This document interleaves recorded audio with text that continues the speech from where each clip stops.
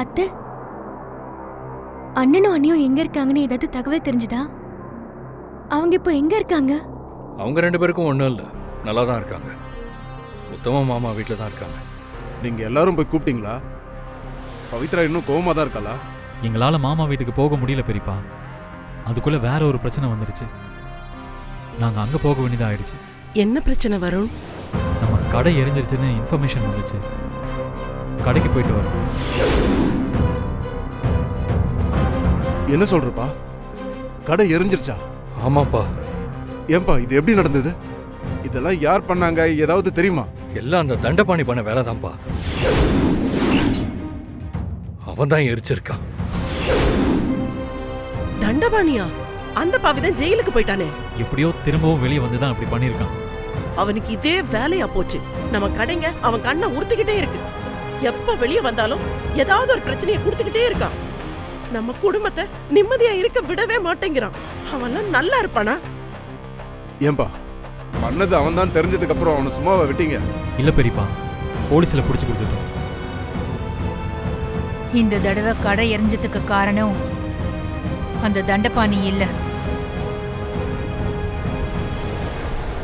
யாரையோ காப்பாத்ததான் அவன். என்ன சொல்றீங்க அத்தை? அந்த ஆள் இல்லனா வேற யாரு? அத பண்ணது யாருன்னு நான் சீக்கிரமாவே கண்டுபிடிக்கிறேன். ஏமா அவனுக்கு தான் நம்ம குடும்பத்து மேல தீராத பகை இருக்கே. அவன் இதை பண்ணலன்னு எப்படி சொல்றான் நாமல? தண்டபாணி கடைய கொளுத்தணும்னு முடிவு பண்ணியிருந்தா இப்படி அவசரப்பட்டு சின்னதா பண்ணிருக்க மாட்டான். மொத்த கடையவே கொளுத்து விட்டு எரிய வச்சிருப்பான். அத வச்சுதான் சொல்றேன், இத வேற யாரோ அவசரத்துல பண்ணிருக்காங்க. அது யாருன்னு சீக்கிரமாவே கண்டுபிடிக்கணும். ரொம்ப பெரிய சேதாரம் எதுவும் இல்லல்ல? இல்லைம்மா, நம்ம கடையில் வேலையில் இருந்த செக்யூரிட்டிங்க எப்படியோ எல்லாத்தையும் தடுத்துட்டாங்க. ஆண்டவா, ஏன் எங்களுக்கு இவ்வளவு சோதனையை கொடுக்கற? நீதான் கூட இருந்து இதுக்கு காரணமானவங்களை தண்டிக்கணும். அக்கா, பவித்ரா இந்த வீட்டை விட்டு போனதுக்கு அப்புறமா தான் இது எல்லாம் நடந்துட்டு இருக்கு. மாசமா இருக்கிற பொண்ணு குடும்பத்தை விட்டு அனுப்பியிருக்க கூடாது. நம்ம பொண்ணு நம்ம வீட்டுக்கு வரணும். என்ன ஆனாலும் சரி, நான் பவித்ராவையும் மாப்பிள்ளையையும் நம்ம வீட்டுக்கு கூட்டிட்டு வரதான் போறேன்.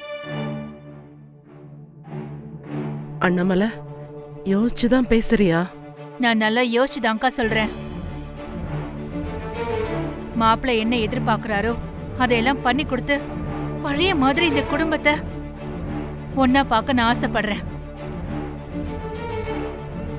பவித்ராவோட சந்தோஷமும் குழந்தையோட ஆரோக்கியமும் ரொம்ப முக்கியம்க்கா.